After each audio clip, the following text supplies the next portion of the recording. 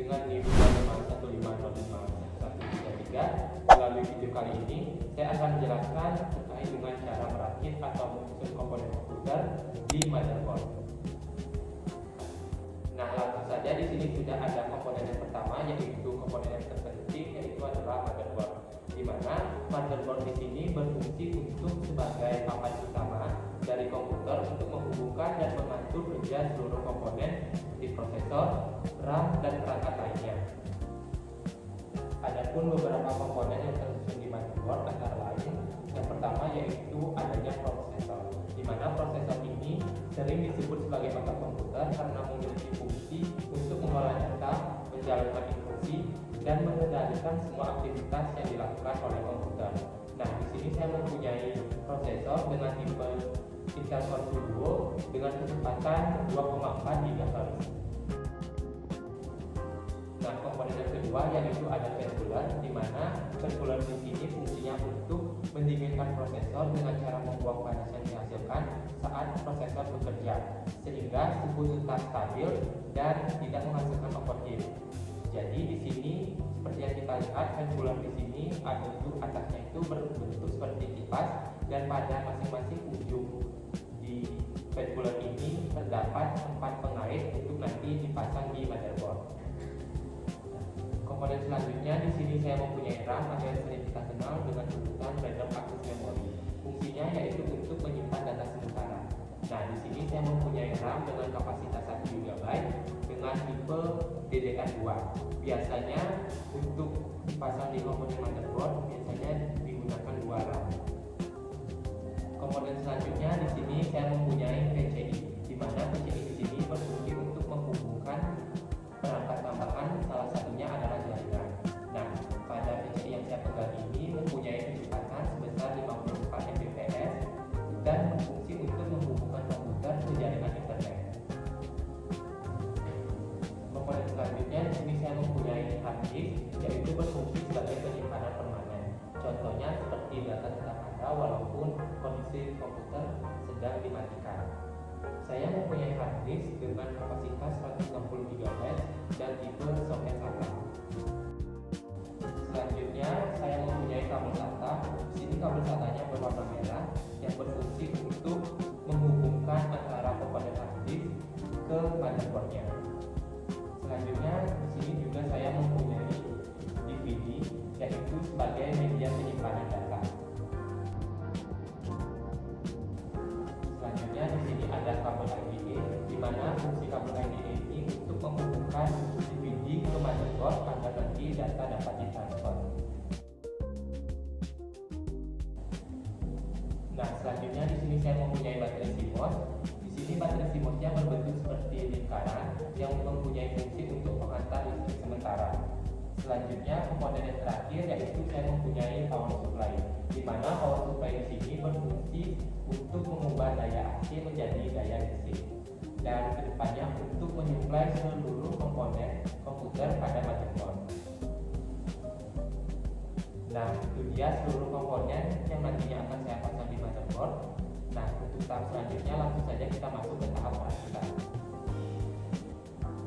Nah, di sini kita langsung saja pasang komponen yang tergampang yang terlebih dahulu, yaitu di sini saya mau pasang baterai CMOS.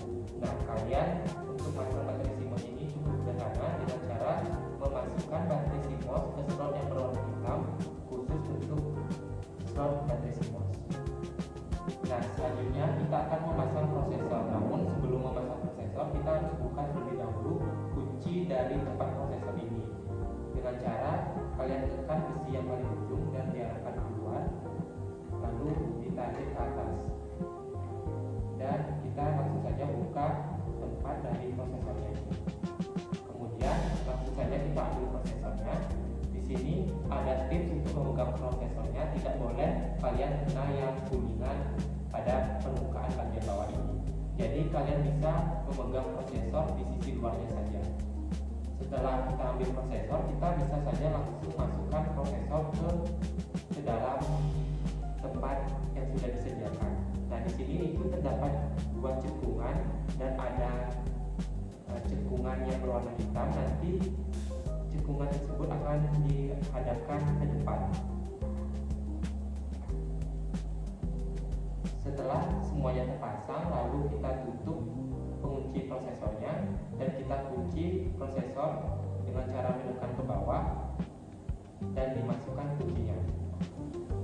Setelah prosesor sudah berhasil terpasang, lalu kita akan memasang fan cooler tersebut.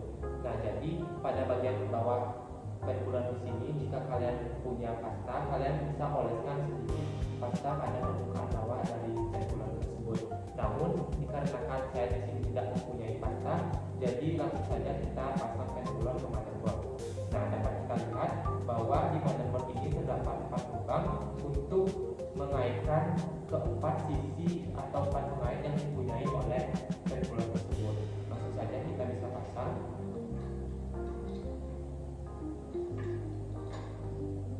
Setelah terpasang, kalian bisa tekan masing-masing pengaitnya.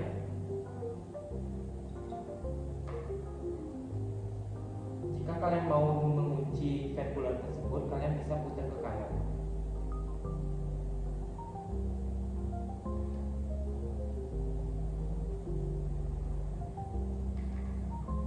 Nah, di sini masih terdapat satu kabel dari fan cooler tersebut.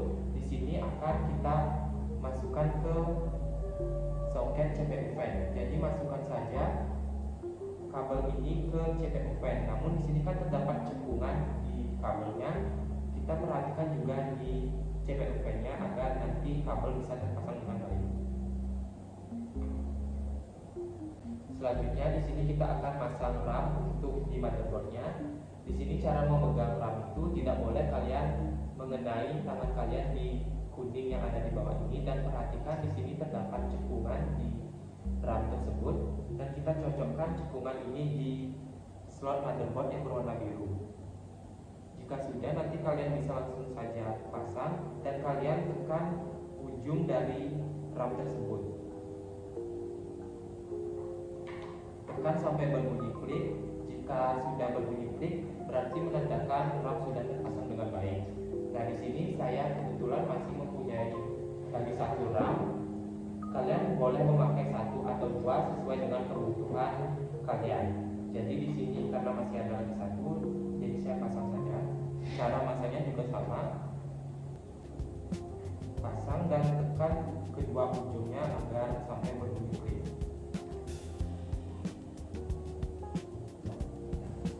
Setelah RAM berhasil terpasang, langkah selanjutnya di sini kita langsung saja memasang PCI-nya. Di sini untuk memegang PCI-nya kalian juga tidak boleh mengenai kuningan yang ada di permukaan bawah ini. Kalian bisa memegang di yang tidak ada kuningannya. Kemudian nanti kalian akan cocokkan slot PCI ini yang berwarna putih, dan kita lihat cekungan yang berada di slot PCI dan posisi besi atau logam yang ini berada di luar motherboard. Jadi untuk masanya kalian bisa angkat sedikit motherboardnya. Setelah itu dimasukkan saja. Nah, di sini sebenarnya masih ada satu slot untuk PCI, namun di sini karena saya tidak mempunyai PCI lagi satu, jadi cukup menggunakan satu PCI saja. Nah, selanjutnya di sini kalian ambil kabel SATA-nya dan harddisknya. Untuk yang pertama di sini saya akan memasang kabel SATA untuk menghubungkan ke harddisknya. Di sini kan ada 2 sisi, yaitu sisi atas dan sisi bawah. Di sini untuk memasang ke harddisknya, yaitu kalian lihat sisi yang berat yang mempunyai logam tersebut. Jadi langsung saja kita pasang ke harddisknya.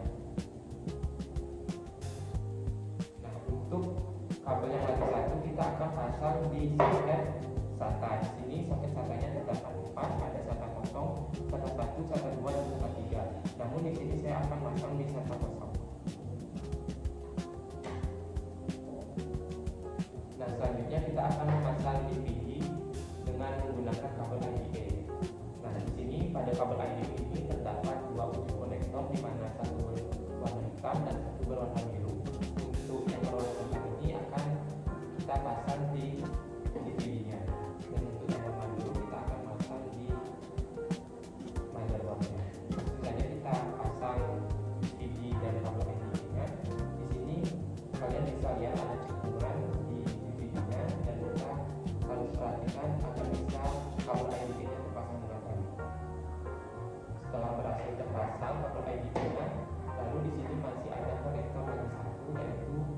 berwarna biru kita pasang di motherboardnya. Di sini juga pada bagian luar motherboardnya itu terdapat tikungan, jadi kita bisa langsung saja pasang dan perhatikan semua. Nah, yang terakhir di sini saya akan memasang power supply-nya ke seluruh komponen yang ada di motherboard. Nah, di sini power supply memiliki banyak kabel untuk dipasang di komponen motherboardnya. Di sini yang pertama kita bisa saja langsung pasang kabel 20/24 untuk dipasang pada bagian slot yang berwarna putih di motherboard. Jadi di sini langsung saja bisa kita pasang di ATK powernya.